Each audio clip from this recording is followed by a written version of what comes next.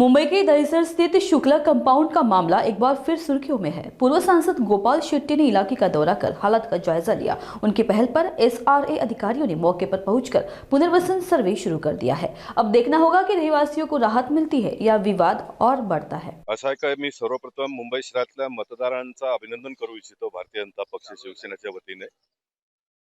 इतक्या विपरीत परिस्थितीत सुद्धा मतदान लोक करतात आणि मला असं वाटतं का माझ्यासारख्या झोपडपट्टीतून ज्यांनी कामाला सुरुवात केलं त्यांनी तरी ह्या मतदारांचा सन्मान केला पाहिजे।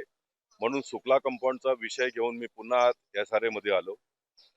महाराष्ट्र शासनाने 2011 पर्यंतच्या लोकांना घर देण्याचा कायदा बनवला आणि घर द्यायला प्रारंभ झाले। अशा ठिकाणी प्रायव्हेट लँड वरच्या 40 वर्षापूर्वीच्या झोपडींना व्यावसायिक गाळे तोडून अशोक जैन नावाच्या विकासकाने महानगरपालिकेच्या अधिकाऱ्यांना हाताशी घेऊन हा इतका मोठा कट कारस्थान केलंय।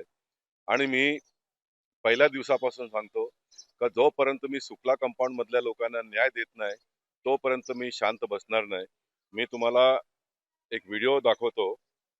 देशाचे सर्वोच्च न्यायाधीश भूषण गवईजी यांनी महाराष्ट्राच्या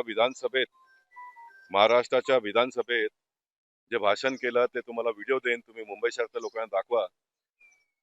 इतक्या मोठ्या पदावर गेल्यानंतरही त्यांनी मुंबईतल्या व देशातल्या झोपडपट्टीतल्या लोकांना कसा न्याय देता येतो। त्यावेळी आताचे मुख्यमंत्री देवेंद्र फडणवीसजी हे आमदार होते आणि आता ते मुख्यमंत्री आहेत। ते आमदार असताना वन विभागातल्या हजारो झोपडीधारकांना त्यांनी न्याय दिला आणि आता ते मुख्यमंत्री आहेत। मी झोपडपट्टीतल्या लोकांना तर न्याय देईनच, मी खूप हिम्मत करून हे भाषा वापरतो।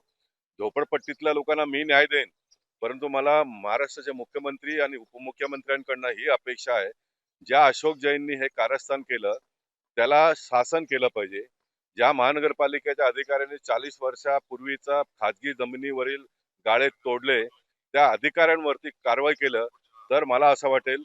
मी इतके वर्ष भारतीय जनता पक्षात नगरसेवक पासून तर खासदारापर्यंत काम केलं, माझा कुठेतरी सन्मान केला या पक्षाने, अशी भावना घेऊन मी पुढच्या येणाऱ्या काळात आणखीन लोकांसाठी काम करेन, हे मला इथे सुचवायचं आहे।